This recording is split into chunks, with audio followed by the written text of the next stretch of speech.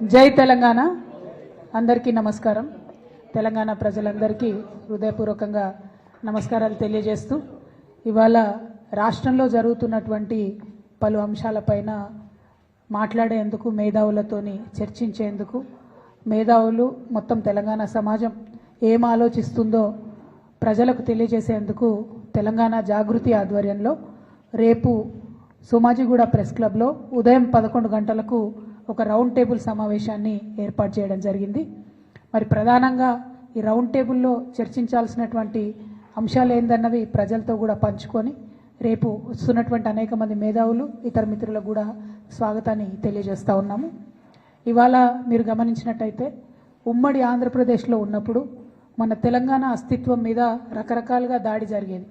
అది మన భాషను అవహేళన చేయడం కావచ్చు, మన యాసను అవహేళన చేయడం కావచ్చు, మన దగ్గర కవులు కళాకారులు లేదనడం కావచ్చు, లేకపోతే మన పాటలు కాకుండా మన పాటలను మరిపించేటటువంటి ఇంకొక పాటలను ప్రభుత్వ వేదికల మీద పాడించడం కావచ్చు, మన పండగలను అవహేళన చేయడం కావచ్చు, మన పండగలకు ప్రాధాన్యత ఇవ్వకపోవడం కావచ్చు, మన దగ్గర ఉండేటటువంటి గంగా జమున తహజీబ్ని అవమానించే విధంగా మాట్లాడడం కావచ్చు. ఇవన్నీ కూడా మనం ఉమ్మడి ఆంధ్రప్రదేశ్లో భరించినాం, వాటిని ఫేస్ చేసినాం, వాటిని దాటుకొని ఉద్యమం చేసి ఇవాళ ప్రత్యేక తెలంగాణ రాష్ట్రాన్ని సాధించుకోవడం జరిగింది. ప్రత్యేక తెలంగాణ రాష్ట్రం సాధించుకున్న తర్వాత కేసీఆర్ గారు పెద్దలు ముఖ్యమంత్రి అయిన తర్వాత మరి చిన్నది పెద్దది అని చూడకుండా అది పాలపిట్ట అయినా, తంగేడు పువ్వు అయినా, జమ్మి చెట్టు అయినా, కృష్ణ జింక అయినా అన్నీ కూడా అధికారిక చిహ్నాలుగా ప్రకటించుకుంటూ అట్లానే బతుకమ్మ పండుగ అయినా, బోనాల పండుగ అయినా వాటిని రాష్ట్ర పండుగలుగా ఆనాడే కేసీఆర్ గారు గుర్తించడం జరిగింది. అట్లానే తెలంగాణ సమాజానికి వందల సంవత్సరాలుగా అలవాటు ఉన్నటువంటి మత సామరస్యాన్ని కాపాడడానికి కూడా ఒక పక్క క్రిస్మస్ని ప్రభుత్వపరంగా చేస్తూ, ఇంకొక పక్క రమదాన్ని చేస్తూ, ఇంకొక పక్క బతుకమ్మ బోనాలు చేస్తూ మరి అన్ని విధాలుగా కూడా మన గంగా జమున సంస్కృతిని కాపాడుతూ రావడం జరిగింది. మరి ఇవాళ 10 ఏళ్ళు బీఆర్ఎస్ పాలన తర్వాత ఒక రికార్డ్ లాగా ఒక చిన్న మత కల్లోలం కూడా లేకుండా మనం సాధించుకోవడం జరిగింది.